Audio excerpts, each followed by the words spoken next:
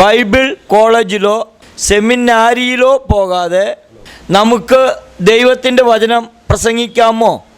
എല്ലാവർക്കും ബൈബിൾ കോളേജിൽ പോകാൻ അവസരം കിട്ടിയെന്ന് വരികയില്ല. ബൈബിൾ കോളേജിൻ്റെ നല്ല വശങ്ങളും ചീത്തവശങ്ങളും നാം നേരത്തെ കേട്ട് കഴിഞ്ഞു. ബൈബിൾ കോളേജിൽ പോകാതെയും നമുക്ക് ദൈവത്തിൻ്റെ വചനം പഠിക്കുകയും പഠിപ്പിക്കുകയും ചെയ്യാം. കർത്താവായ യേശുക്രിസ്തു പറഞ്ഞു, ഞാൻ താഴ്മയും സൗമ്യതയും ഉള്ളവനാകയാൽ എൻ്റെ നുകം സ്വീകരിച്ചുകൊണ്ട് എന്നിൽ നിന്ന് പഠിക്കുവിൻ, അപ്പോൾ നിങ്ങളുടെ ആത്മാക്കൾക്ക് ആശ്വാസം കണ്ടെത്താൻ കഴിയും. ക്രിസ്തു പറയുകയാണ്, ഞാൻ സൗമ്യതയുള്ളവനാണ്, താഴ്മയുള്ളവനാണ്. ഈ സൗമ്യതയുള്ള താഴ്മയുള്ള ക്രിസ്തുവിൻ്റെ അരികിലേക്ക് ചെന്നാൽ ക്രിസ്തു നമുക്ക് ഒരു നുകം വെച്ചു തരും. ആ നുകത്തിൻ്റെ ഒരറ്റം കർത്താവിൻ്റെ തോളിലും മറ്റേ അറ്റം നമ്മുടെ തോളിലുമായിരിക്കും. അപ്പോൾ പിന്നെ നമുക്ക് സ്വതന്ത്രമായി യാത്ര ചെയ്യാൻ പറ്റില്ല. ക്രിസ്തു എങ്ങോട്ട് പോകുന്നുവോ അങ്ങോട്ട് തന്നെ നമുക്ക് പോകേണ്ടി വരും. ക്രിസ്തു നമ്മെ നുകത്താൽ ബന്ധിക്കുകയാണ്. പണ്ട് നമ്മളൊക്കെ സ്വന്തം വഴിയിൽ പോയവരാണ്. പക്ഷേ ക്രിസ്തുവിൻ്റെ അരികിലേക്ക് ചെന്നാൽ ക്രിസ്തു ഒരു നുകത്താൽ നമ്മെ ബന്ധിക്കുന്നു. അത് വളരെ അനുഗ്രഹമാണ്. കാരണം അങ്ങനെ നാം ക്രിസ്തുവിൻ്റെ നുകത്തിന് കീഴിൽ ആയാൽ മാത്രമാണ് ക്രിസ്തു നമ്മെ പഠിപ്പിക്കുന്നത്. ഇവിടെ ദൈവത്തിൻ്റെ സഭയിൽ ഉപദേഷ്ടാക്കന്മാരുണ്ട്, ബൈബിൾ ടീച്ചേഴ്സുണ്ട്. അവർ വിശ്വസ്തരാണ് എങ്കിൽ അവരുടെ പ്രബോധനങ്ങൾ ദൈവമക്കൾക്ക് വളരെ നല്ലത് തന്നെയാണ്. എന്നാൽ അതിനേക്കാളും വലിയ കാര്യമാണ് ക്രിസ്തു തന്നെ ഒരു വിശ്വാസിയെ നേരിട്ട് പഠിപ്പിക്കുക എന്നുള്ളത്. ഞാൻ സൗമ്യതയും താഴ്മയുമുള്ളവനാണ്, എൻ്റെ നുകം സ്വീകരിച്ചുകൊണ്ട് എന്നിൽ നിന്ന് പഠിക്കുവിൻ. ക്രിസ്തുവിൽ നിന്ന് നാം പഠിക്കണം. ക്രിസ്തു നമ്മെ പഠിപ്പിക്കണമെങ്കിൽ ക്രിസ്തുവിൻ്റെ നുകത്തിന് കീഴിൽ നമ്മളായിരിക്കണം. എന്നാൽ ഇന്ന് പലരുടെ അവസ്ഥ എന്താണ്? ഞങ്ങളുടെ പാരമ്പര്യം ഞങ്ങൾ വിടുകയില്ല, നിൽക്കുന്നിടത്ത് നിന്ന് ഞങ്ങൾ ഇളകുകയില്ല, ഇവിടെ തന്നെ നിന്ന് ഞങ്ങൾ മരിച്ചു കൊള്ളാം, ദൈവത്തിൻ്റെ വചനം പാലിക്കുകയില്ല. അങ്ങനെ മനോഭാവമുള്ളവർക്ക് ക്രിസ്തുവിൻ്റെ നുകത്തിന് കീഴിലായിരിക്കാൻ സാധിക്കുകയില്ല. അവരെ ക്രിസ്തു പഠിപ്പിക്കുകയുമില്ല. ക്രിസ്തു പോകുന്നിടത്ത് പോകാൻ മനസ്സുള്ളവരെ ക്രിസ്തു തന്നെ പഠിപ്പിക്കും. അങ്ങനെ ക്രിസ്തുവിൽ നിന്ന് നേരിട്ട് വചനം പഠിച്ച് ക്രിസ്തുവിനെ അനുഗമിക്കുന്ന യഥാർത്ഥ പ്രബോധകരിൽ നിന്ന് നാം ദൈവത്തിൻ്റെ വചനം കേൾക്കുകയാണെങ്കിൽ അത് നമുക്ക് ആത്മീയ വളർച്ച തരും. നമ്മുടെ തെറ്റുകൾ, നമ്മുടെ വചനവിരുദ്ധമായ ജീവിതചര്യയോട് നമുക്ക് വിട പറയുവാൻ ഇത്തരത്തിൽ ക്രിസ്തുവിൽ നിന്ന് കേട്ട് പഠിപ്പിക്കുന്നവരുടെ പ്രബോധനങ്ങൾ നമ്മെ സഹായിക്കും. മാത്രമല്ല, നാം ഓരോരുത്തരും ക്രിസ്തുവിൽ നിന്ന് കേൾക്കണം. ഇനി ബൈബിൾ കോളേജിലോ സെമിനാരികളിലോ പഠിച്ചൊരു വ്യക്തി ചിലപ്പോൾ അദ്ദേഹം അവിടെ നിന്ന് കേട്ട വചനവിരുദ്ധമായ പല കാര്യങ്ങളുമൊക്കെ പ്രചരിപ്പിക്കുന്നുണ്ടായിരിക്കാം. നാം വാസ്തവത്തിൽ പരിശുദ്ധാത്മാഭിഷേകം പ്രാപിച്ചവരാണ് എങ്കിൽ നമുക്ക് മനസ്സിലാക്കാൻ കഴിയും, ഇദ്ദേഹം സെമിനാരിയിൽ നിന്ന് പഠിച്ചത്, ഇദ്ദേഹം ബൈബിൾ കോളേജിൽ നിന്ന് പഠിച്ചത് വചനവിരുദ്ധമായ കാര്യങ്ങളാണ്. ഇത് ദൈവവചനത്തിന് നിരക്കുന്നതല്ല. ആ ബോധ്യം നമുക്ക് ആരാണ് തരുന്നത്? 1 യോഹന്നാൻ 2-ാം അധ്യായം 26 മുതൽ വായിക്കുന്നു. നിങ്ങളെ വഴിതെറ്റിക്കുന്നവർ നിമിത്തമാണ് ഇത് ഞാൻ നിങ്ങൾക്കെഴുതുന്നത്. ക്രിസ്തുവിൽ നിന്ന് നിങ്ങൾ സ്വീകരിച്ച അഭിഷേകം നിങ്ങളിൽ നിലനിൽക്കുന്നു. അതിനാൽ മറ്റാരും നിങ്ങളെ പഠിപ്പിക്കേണ്ടതില്ല. അവൻ്റെ അഭിഷേകം എല്ലാ കാര്യങ്ങളെയും കുറിച്ച് നിങ്ങളെ പഠിപ്പിക്കും. അത് സത്യമാണ്, വ്യാജമല്ല. അവൻ നിങ്ങളെ പഠിപ്പിച്ചതനുസരിച്ച് നിങ്ങൾ അവനിൽ വസിക്കുവിൻ. അപ്പസ്തോലനായ യോഹന്നാൻ പറയുന്നത്, നിങ്ങളെ വഴിതെറ്റിക്കുന്നവർ നിമിത്തമാണ് ഇത് ഞാൻ നിങ്ങൾക്കെഴുതുന്നത്. ഒന്നാം നൂറ്റാണ്ടിൽ തന്നെ ദൈവവചനത്തിലെ യഥാർത്ഥ സത്യങ്ങളിൽ നിന്ന് വിശ്വാസികളെ വഴിതെറ്റിക്കുന്ന ദുരുപദേശകന്മാർ ഉണ്ടായിരുന്നു. അവരാൽ വഴിതെറ്റിക്കപ്പെടാതിരിക്കുവാൻ ചെയ്യേണ്ട കാര്യവും യോഹന്നാൻ ഇവിടെ പറയുന്നുണ്ട്. ക്രിസ്തുവിൽ നിന്ന് നിങ്ങൾ സ്വീകരിച്ച അഭിഷേകം നിങ്ങളിൽ നിലനിൽക്കുന്നു. ക്രിസ്തുവിൽ നിന്ന് സ്വീകരിച്ച അഭിഷേകം. ഇന്ന് പലരും ക്രിസ്തുവിൽ നിന്ന് യഥാർത്ഥ അഭിഷേകം പ്രാപിക്കാതെ വേറെ പലതൊക്കെ പ്രാപിച്ച് ഞങ്ങൾ അഭിഷേകം പ്രാപിച്ചു എന്ന് തെറ്റിദ്ധരിച്ചവരുണ്ട്. അത്തരത്തിലുള്ള വ്യാജമായ അഭിഷേകം ഒരുവൻ സ്വീകരിച്ചാൽ വ്യാജമായ പ്രബോധനങ്ങളായിരിക്കും അവൻ ഇഷ്ടപ്പെടുക.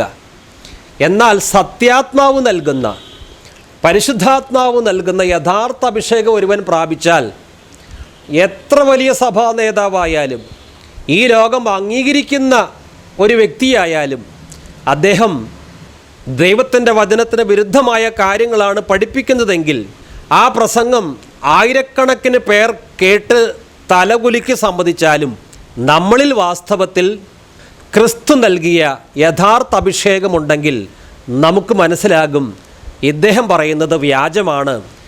ഈ ജനാവലിയെ ഇദ്ദേഹം കബളിപ്പിക്കുകയാണ്. പ്രിയമുള്ളവരെ, ഇവിടെ നമ്മൾ പല രീതിയിലുള്ള പ്രസംഗങ്ങളും കേൾക്കും. നമ്മൾ വഴിതെറ്റിപ്പോകാതിരിക്കുവാൻ ക്രിസ്തു നൽകുന്ന യഥാർത്ഥ അഭിഷേകം പ്രാപിക്കണം. ഏതെങ്കിലും തൈലത്തെക്കുറിച്ചോ എണ്ണയെക്കുറിച്ചല്ല ഞാൻ പറയുന്നത്. ക്രിസ്തു നൽകുന്ന യഥാർത്ഥ അഭിഷേകം അത് പ്രാപിച്ചാൽ വചനവിരുദ്ധമായ പ്രബോധനങ്ങളെ നമുക്കെളുപ്പം മനസ്സിലാക്കാൻ കഴിയും. സത്യത്തിൻ്റെ ആത്മാവ് വരുമ്പോൾ അവൻ നിങ്ങളെ സകല സത്യത്തിലും വഴി നടത്തും എന്ന് കർത്താവ് പറഞ്ഞു. യഥാർത്ഥ ആത്മാവിനെ, സത്യാത്മാവിനെ, പരിശുദ്ധാത്മാവിനെ തന്നെ നമ്മൾ പ്രാപിച്ചിരിക്കണം. അപ്പോഴാണ് നമുക്ക് അസത്യത്തെ അസത്യമായും വ്യാജപ്രബോധനത്തെ വ്യാജപ്രബോധനമായും തിരിച്ചറിയാൻ കഴിയുന്നത്. ഇദ്ദേഹത്തിൻ്റെ പ്രസംഗം വചനവിരുദ്ധമാണ്, ഇത് ചതിയാണ്. ഇക്കാര്യം നമുക്ക് ബോധ്യപ്പെടുത്തി തരുന്നത് പരിശുദ്ധാത്മാവാണ്. ബൈബിൾ കോളേജുകളിലോ സെമിനാറികളിലോ പോകുവാൻ അവസരം കിട്ടാത്തവർ ദുഃഖിക്കേണ്ട കാര്യമുണ്ടോ? ബൈബിൾ കോളേജുകളിലോ സെമിനാരികളിലോ ചേർന്ന് പഠിക്കുവാൻ അവസരം കിട്ടാത്തവർ ഒട്ടും തന്നെ ദുഃഖിക്കേണ്ട കാര്യമില്ല. ഒരു വചനഭാഗം വായിക്കുന്നു. അപ്പസ്തോല പ്രവർത്തനങ്ങൾ 4-ാം അധ്യായം 13 മുതൽ വായിക്കുന്നു. അവർ പത്രോസിൻ്റെയും യോഹന്നാൻ്റെയും ധൈര്യം കാണുകയാലും ഇവർ പഠിപ്പില്ലാത്തവരും സാമാന്യരുമായ മനുഷ്യർ എന്ന് ഗ്രഹിക്കയാലും ആശ്ചര്യപ്പെട്ടു. അവർ യേശുവിനോടുകൂടെ ആയിരുന്നവർ എന്നും അറിഞ്ഞു. ഇവിടെ പത്രോസും യോഹന്നാനും പഠിപ്പില്ലാത്തവരാണ്, സാമാന്യരായ മനുഷ്യരാണ്. എന്നിട്ടും അവർ ശക്തിയോടുകൂടെ ദൈവത്തിൻ്റെ വചനം പ്രസംഗിക്കുവാൻ എന്താണ് കാരണം? ഇവിടെ എഴുതിയിരിക്കുന്നു, അവർ യേശുവിനോട് കൂടെ ആയിരുന്നവർ എന്ന് അറിഞ്ഞു. അവർക്ക് പഠിപ്പില്ല, പക്ഷേ എങ്കിലും അവർ ദൈവത്തിൻ്റെ വചനം പ്രസംഗിക്കുന്നു ധൈര്യത്തോടെ. കാരണം അവർ യേശുവിനോട് കൂടെ ആയിരുന്നവർ എന്ന് അറിഞ്ഞു. പല വീട്ടമ്മമാർക്കും ഒരിക്കൽ പോലും ബൈബിൾ കോളേജിലോ സെമിനാരികളിലോ പോകാൻ അവസരം കിട്ടിയിട്ടില്ല, ഒരിക്കലും കിട്ടുകയുമില്ല. അങ്ങനെയുള്ളവർ നിരാശപ്പെടരുത്.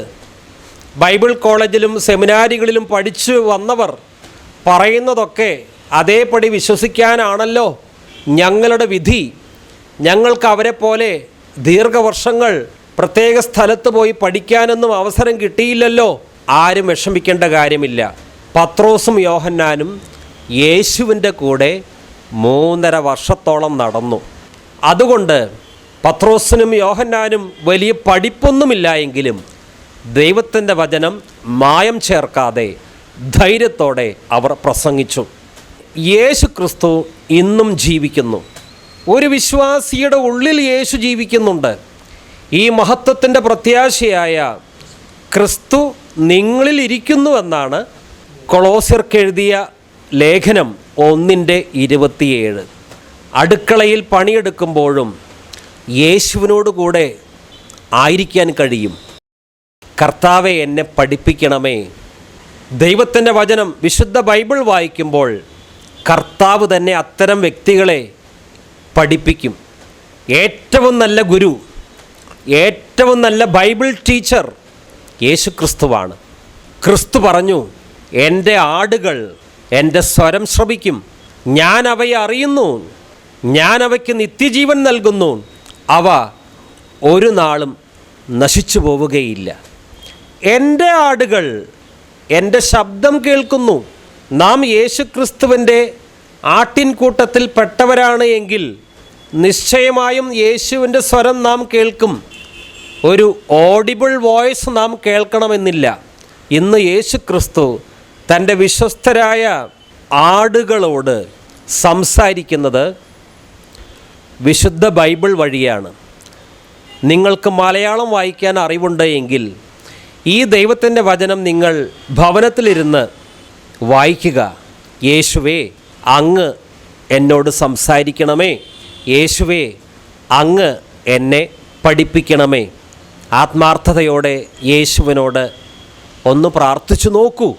നിങ്ങൾ ദൈവത്തിൻ്റെ വചനം വായിക്കുമ്പോൾ നല്ല ഇടയൻ നിങ്ങളെ പഠിപ്പിക്കും.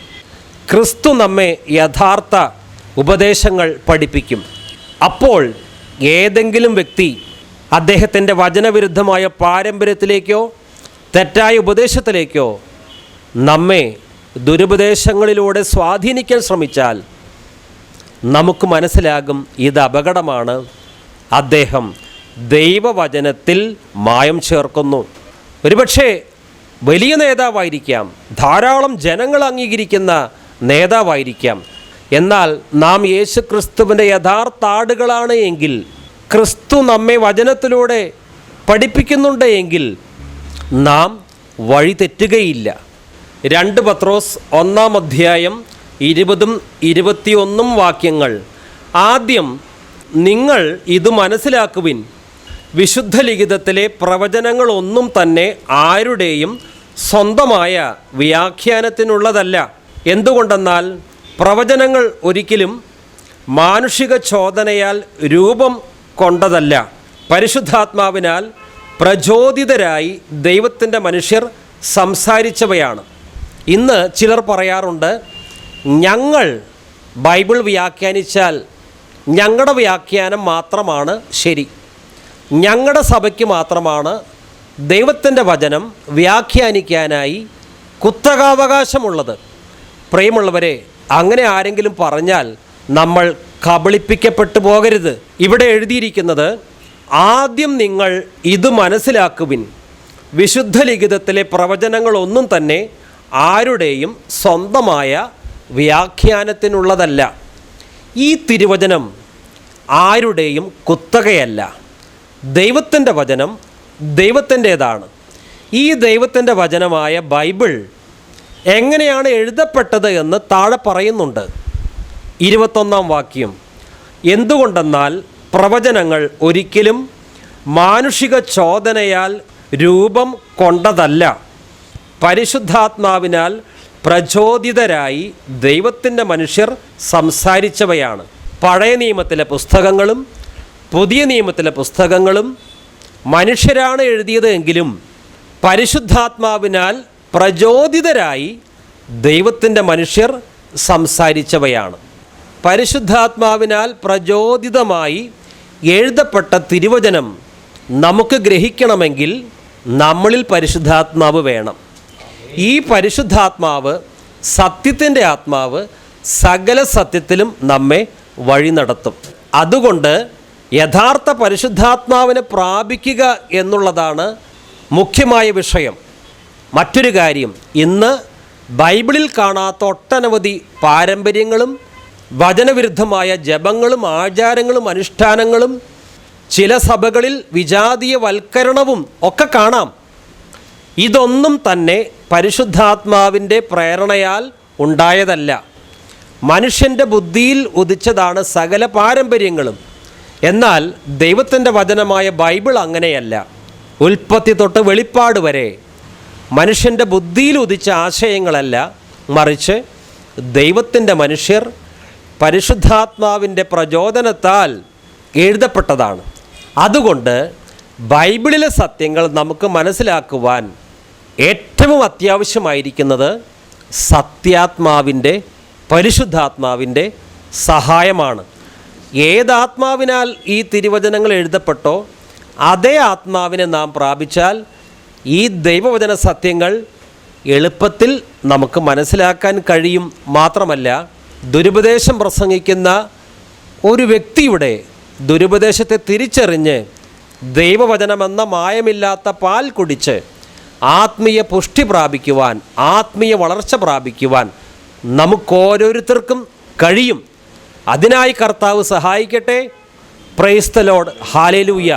ചില വചനപ്രഭാഷകർ സഭ വിട്ടുപോകുന്നത് എന്തുകൊണ്ടാണ്? ചില വചനപ്രഭാഷകർ ദൈവവചനത്തോട് വിശ്വസ്തത പുലർത്തുവാൻ ആഗ്രഹിക്കുന്നവരാണ്. അവർ ജനങ്ങളെ കബളിപ്പിക്കുവാൻ ആഗ്രഹിക്കുന്നില്ല. ചില വചനപ്രഭാഷകർക്ക് പരിശുദ്ധാത്മാവ് യഥാർത്ഥ സത്യം വെളിപ്പെടുത്തി കൊടുക്കുമ്പോൾ അവർ പിന്നെ ഒരിക്കലും അസത്യം പ്രസംഗിച്ച് ജനങ്ങളെ വഞ്ചിക്കുവാൻ ആഗ്രഹിക്കുകയില്ല. ദൈവവചന സത്യത്തോട് നീതി പുലർത്താത്ത പല ആചാരങ്ങളും അനുഷ്ഠാനങ്ങളും ഞാൻ ഉൾപ്പെട്ട് നിൽക്കുന്ന സഭയിലുണ്ട്. ഞാൻ ഇവയെ ന്യായീകരിച്ചാൽ ഞാൻ ജനങ്ങളെ കബളിപ്പിക്കുന്നവനാകും. അതുകൊണ്ട് എനിക്ക് കർത്താവ് വെളിപ്പെടുത്തി തന്നിരിക്കുന്ന ദൈവവചന സത്യങ്ങളോട് നീതി പുലർത്തണം. അതിനുവേണ്ടി ഞാൻ എന്തൊക്കെ ഉപേക്ഷിക്കാമോ അതൊക്കെ ഞാൻ ഉപേക്ഷിക്കും. ഒരു രീതിയിലും ഞാൻ ദൈവവചനത്തിൽ മായം ചേർക്കുകയില്ല. ഇങ്ങനെ തീരുമാനിക്കുന്ന ചില വചനപ്രഘോഷകർ ദൈവത്തിൻ്റെ വചനത്തിൽ നിലനിൽക്കാൻ വേണ്ടി അവരുടെ പാരമ്പര്യമൊക്കെ ഉപേക്ഷിക്കാറുണ്ട്. എന്നാൽ മറ്റു ചില വചനപ്രബോധകരുണ്ട്. അവർക്കും ചില സത്യങ്ങൾ പരിശുദ്ധാത്മാവ് വെളിപ്പെടുത്തി കൊടുക്കാറുണ്ട്. എന്നാൽ ദൈവവചനത്തിലെ സത്യങ്ങൾ ഉള്ളതുപോലെ അവർ ജനത്തോട് പറയില്ല. കാരണം പറഞ്ഞാൽ പിന്നെ ആ പ്രത്യേക ചർച്ചിൽ അവർക്ക് നിലനിന്ന് പോകാൻ സാധിക്കുകയില്ല.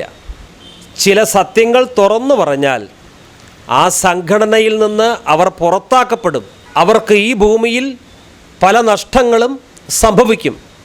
അതുകൊണ്ട് വചനത്തിലെ സത്യം എന്താണെന്ന് ഗ്രഹിച്ചിട്ടും ഈ ലോകത്തോടുള്ള സ്നേഹം നിമിത്തം അസത്യം പ്രസംഗിച്ച് ജനങ്ങളെ വഞ്ചിക്കുന്ന പലരുമുണ്ട്. അങ്ങനെയുള്ളവർ മനുഷ്യരെ പ്രസാദിപ്പിക്കുന്നവരാണ്. അപ്പസ്തോലനായ പൗലോസ് പറഞ്ഞതുപോലെ, ഞാൻ മനുഷ്യരെ പ്രസാദിപ്പിക്കുന്നവനാണ് എങ്കിൽ എനിക്ക് ക്രിസ്തുവിൻ്റെ ദാസനാകാൻ കഴിയുകയില്ല. ക്രിസ്തുവിൻ്റെ ദാസനാകണമെങ്കിൽ ഒരു വില കൊടുക്കണം. പലർക്കും ഇന്ന് എന്ത് ദുരുപദേശം പ്രസംഗിച്ചാലും ചില സഭാ സംഘടനയുടെ ശുശ്രൂഷകനായി ആ സംഘടന തരുന്ന സംരക്ഷണം അനുഭവിച്ചുകൊണ്ട് ജീവിക്കാനാണ് താല്പര്യം. പ്രിയമുള്ളവരെ, ഫിലിപ്പിയ ലേഖനത്തിൽ പറഞ്ഞിരിക്കുന്നത് പോലെ വക്രതയും വഴിപിഴച്ചതുമായ തലമുറയിൽ നിങ്ങൾ കുറ്റമറ്റവരായി ഒന്നിനെക്കുറിച്ചും പിറുപിറുക്കാതെ ജീവൻ്റെ വചനത്തെ മുറുകെ പിടിക്കണം. ഈ ലോകത്തിൽ നക്ഷത്രങ്ങളെപ്പോലെ പ്രകാശിക്കണം. ഇത് വക്രതയും വഴിപിഴച്ചതുമായൊരു തലമുറയാണ്. അതിൻ്റെ നടുവിൽ ജീവൻ്റെ വചനത്തെ മുറുകെ പിടിച്ച് ഈ പ്രപഞ്ചത്തിലെ നക്ഷത്രങ്ങളെപ്പോലെ പ്രകാശിക്കുവാനാണ് ദൈവത്തിൻ്റെ വചനം നമ്മോട് ആവശ്യപ്പെടുന്നത്. നിങ്ങൾ ജീവൻ്റെ വചനത്തെ മുറുകെ പിടിക്കുവിൻ. നിങ്ങൾ ജീവൻ്റെ വചനത്തെ മുറുകെ പിടിക്കുവിൻ. നിങ്ങൾ ജീവൻ്റെ വചനത്തെ മുറുകെ പിടിക്കുവിൻ. നിങ്ങൾ ജീവൻ്റെ വചനത്തെ മുറുകെ പിടിക്കുവിൻ. Hallelujah, hallelujah, hallelujah. യേശുവിൻ്റെ വീട്ടിൽ 3 പേർ മാത്രമേ ഉണ്ടായിരുന്നുള്ളൂ എന്ന് ചിലർ പറയുന്നു. ശരിയാണോ? പലരും പലതും പറയും. വിശ്വാസികളായ നമ്മുടെ വിശ്വാസത്തിൻ്റെ ആധാരം ബൈബിൾ മാത്രമാണ്. മറിയം യേശുക്രിസ്തുവിനെ പ്രസവിച്ചതിന് ശേഷം മറ്റ് ആൺമക്കളെയും പെൺമക്കളെയും പ്രസവിച്ചു എന്നാണ് ദൈവത്തിൻ്റെ വചനം നമ്മോട് പറയുന്നത്. അതുകൊണ്ട് യേശുവിൻ്റെ വീട്ടിൽ യേശു, മറിയം, ജോസഫ് ഇങ്ങനെ 3 പേർ മാത്രമല്ല ഉണ്ടായിരുന്നത്. പിന്നെയോ യേശുവിന് താഴെ യാക്കോബ്, യോസെ, യൂദ, ശീമോൻ ഈ 4 മക്കളും കൂടാതെ പെൺമക്കളും ഉണ്ടായിരുന്നു. പെൺമക്കളുടെ പേരോ എണ്ണമോ ബൈബിളിൽ പറയുന്നില്ല. എന്നാൽ ജോസഫിനും മറിയത്തിനും ഉണ്ടായിരുന്ന ആൺമക്കളുടെ പേര് ബൈബിൾ പറയുന്നുണ്ട്. മത്തായി എഴുതിയ സുവിശേഷം 13-ാം അധ്യായം 53 മുതൽ വായിക്കുന്നു. യേശു ഈ ഉപമകൾ അവസാനിപ്പിച്ച ശേഷം അവിടെ നിന്ന് പുറപ്പെട്ട് സ്വദേശത്ത് വന്ന് അവരുടെ സിനഗോഗിൽ പഠിപ്പിച്ചു. അവർ വിസ്മയഭരിതരായി ചോദിച്ചു, ഇവന് ഈ ജ്ഞാനവും ശക്തിയും എവിടെ നിന്ന്? ഇവൻ ആ തച്ചൻ്റെ മകനല്ലേ? മറിയമല്ലേ ഇവൻ്റെ അമ്മ? യാക്കോബ്, ജോസഫ്, ശിമയോൻ, യൂദാസ് എന്നിവരല്ലേ ഇവൻ്റെ സഹോദരന്മാർ? ഇവൻ്റെ സഹോദരിമാരെല്ലാം നമ്മുടെ കൂട്ടത്തിലുണ്ടല്ലോ. പിന്നെ ഇവന് ഇതെല്ലാം എവിടെ നിന്ന്? യേശു സ്വന്തം നാട്ടിൽ വന്നപ്പോൾ അവിടുത്തെ നാട്ടുകാർ പറഞ്ഞ കാര്യമാണ് ഇത്. അല്ലാതെ ഇന്നത്തെ ഏതെങ്കിലും സഭാ നേതാവ് പറഞ്ഞ അഭിപ്രായമല്ല ഇത്. ക്രിസ്തുവിൻ്റെ നാട്ടുകാർക്ക് ക്രിസ്തുവിന് സഹോദരന്മാരുണ്ടായിരുന്നു, സഹോദരിമാരുണ്ടായിരുന്നു, വ്യക്തമായിട്ട് കാര്യം അറിയാം. യേശുവിൻ്റെ അനുജന്മാരെയും യേശുവിൻ്റെ സഹോദരിമാരെയും നാട്ടുകാർക്കറിയാമായിരുന്നു. മത്തായി എഴുതിയ സുവിശേഷം 1-ാം അധ്യായം 25-ാം വാക്യം, പുത്രനെ പ്രസവിക്കുന്നതുവരെ അവളെ അവൻ അറിഞ്ഞില്ല. അവൻ ശിശുവിന് യേശു എന്ന് പേരിട്ടു. പുത്രനെ, അതായത് യേശുവിനെ പ്രസവിക്കുന്നതുവരെ അവളെ അവൻ അറിഞ്ഞില്ല. ജോസഫ് മറിയത്തെ അറിഞ്ഞില്ല. യേശുവിനെ പ്രസവിക്കുന്നതുവരെ ജോസഫ് മറിയത്തെ അറിഞ്ഞില്ല.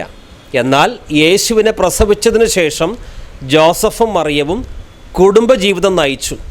അങ്ങനെയാണ് യേശുവിനെ പ്രസവിച്ചതിന് ശേഷം യാക്കോബ്, യോസെ, യൂദ, ശീമോൻ എന്നീ ആൺമക്കളെയും മറ്റ് പെൺമക്കളെയും മറിയം പ്രസവിച്ചത്. വിവാഹം കഴിച്ച ദമ്പതികൾ പരസ്പരം ബന്ധപ്പെടാതെ ബ്രഹ്മചാരിയും കന്യകയുമായി ജീവിക്കുവാൻ ബൈബിൾ പറയുന്നുണ്ടോ? വിവാഹം കഴിച്ചാൽ ഭാര്യയും ഭർത്താവും പരസ്പരമുള്ള അവകാശങ്ങൾ നിഷേധിക്കരുത് എന്നാണ് ദൈവത്തിൻ്റെ വചനം നമ്മോട് പറയുന്നത്. ഒരുവന് വിവാഹം കഴിക്കാതെ ഏകസ്ഥനായി ജീവിക്കുവാൻ താല്പര്യമുണ്ടെങ്കിൽ അങ്ങനെ അവന് തുടരാം. ഇതുപോലെ ഒരു സ്ത്രീക്ക് കല്യാണം കഴിക്കാതെ തനിയെ നിൽക്കാൻ ആഗ്രഹമുണ്ടെങ്കിൽ കന്യകയായി തന്നെ അവൾക്ക് തുടരാം. എന്നാൽ കല്യാണം കഴിച്ചതിന് ശേഷം ആജീവനാന്തം ബ്രഹ്മചാരിയായും ആജീവനാന്തം കന്യകയായും ജീവിക്കുവാൻ ബൈബിൾ പഠിപ്പിക്കുന്നില്ല. 1 കൊരിന്തോസ് 7-ാം അധ്യായം 2 മുതൽ വായിക്കുന്നു. എന്നാൽ വ്യഭിചാരം ചെയ്യാൻ പ്രലോഭനങ്ങൾ ഉണ്ടാകാമെന്നതുകൊണ്ട് പുരുഷന് ഭാര്യയും സ്ത്രീക്ക് ഭർത്താവും ഉണ്ടായിരിക്കട്ടെ. ഭർത്താവ് ഭാര്യയോടുള്ള ദാമ്പത്യധർമ്മം നിറവേറ്റണം. അതുപോലെ തന്നെ ഭാര്യയും ഭാര്യയുടെ ശരീരത്തിന്മേൽ അവൾക്കല്ല അധികാരം, ഭർത്താവിനാണ്. അതുപോലെ തന്നെ ഭർത്താവിൻ്റെ ശരീരത്തിന്മേൽ അവനല്ല, ഭാര്യയ്ക്കാണ് അധികാരം. പ്രാർത്ഥനാ ജീവിതത്തിനായി ഇരുവരും തീരുമാനിക്കുന്ന കുറേ കാലത്തേക്കല്ലാതെ പരസ്പരം നൽകേണ്ട അവകാശങ്ങൾ നിഷേധിക്കരുത്. അതിനുശേഷം ഒന്നിച്ചു ചേരുകയും വേണം. മറിയം പരിശുദ്ധാത്മാവിനാൽ ഗർഭിണിയായപ്പോൾ ജോസഫ് മറിയത്തെ അവൾ പ്രസവിക്കുന്നത് വരെ അറിഞ്ഞില്ല. കാരണം കന്യക ഗർഭം ധരിച്ച് ഒരു പുത്രനെ പ്രസവിക്കും. അവന് ഇമ്മാനുവേൽ, ദൈവം നമ്മോടുകൂടെ എന്ന പേർ വിളിക്കണം. ദൈവത്തിൻ്റെ തിരുവചനം നിറവേറുവാൻ വേണ്ടി ജോസഫ് മറിയത്തെ അറിഞ്ഞില്ല യേശുവിനെ പ്രസവിക്കുന്നത് വരെ. ഇപ്രകാരം വിവാഹം കഴിഞ്ഞ സ്ത്രീക്കും പുരുഷനും പ്രാർത്ഥനയ്ക്ക് വേണ്ടി പരസ്പരം നൽകേണ്ട അവകാശങ്ങൾ നൽകാതിരിക്കാം. ഇവിടെ 5-ാം വാക്യത്തിൽ പ്രാർത്ഥനാ ജീവിതത്തിനായി ഇരുവരും തീരുമാനിക്കുന്ന കുറേ കാലത്തേക്കല്ലാതെ പരസ്പരം നൽകേണ്ട അവകാശങ്ങൾ നിഷേധിക്കരുത്. അതിനുശേഷം ഒന്നിച്ചു ചേരുകയും വേണം. ഇതുപോലെ ജോസഫ് മറിയം പരിശുദ്ധാത്മാവിനാൽ ഗർഭവതിയായി എന്നുള്ള സത്യം അറിഞ്ഞപ്പോൾ അവളുമായി ശാരീരിക ബന്ധത്തിൽ ഏർപ്പെട്ടില്ല. എന്നാൽ യേശുവിനെ പ്രസവിച്ചതിന് ശേഷം മറിയത്തിന് നൽകേണ്ട അവകാശങ്ങൾ ജോസഫ് നിഷേധിച്ചില്ല. കാരണം 3-ാം വാക്യത്തിൽ ഭർത്താവ് ഭാര്യയോടുള്ള ദാമ്പത്യധർമ്മം നിറവേറ്റണം. അതുപോലെ തന്നെ ഭാര്യയും. വിവാഹം കഴിച്ചു കഴിഞ്ഞാൽ ഭർത്താവ് ഭാര്യയോടുള്ള ദാമ്പത്യധർമ്മം നിറവേറ്റണം. അതുകൊണ്ട് യേശുവിനെ പ്രസവിച്ചതിന് ശേഷം ജോസഫും മറിയവും സാധാരണ കുടുംബജീവിതം നയിച്ചു. അങ്ങനെയാണ് മറിയം യേശുവിന് ശേഷം യാക്കോബ്, യോസെ, യൂദ, ശീമോൻ എന്നീ ആൺമക്കളെയും മറ്റു പെൺമക്കളെയും പ്രസവിച്ചത്. ജോസഫും മറിയയും ശാരീരിക ബന്ധത്തിൽ ഏർപ്പെടുന്നത് പാപമാണോ?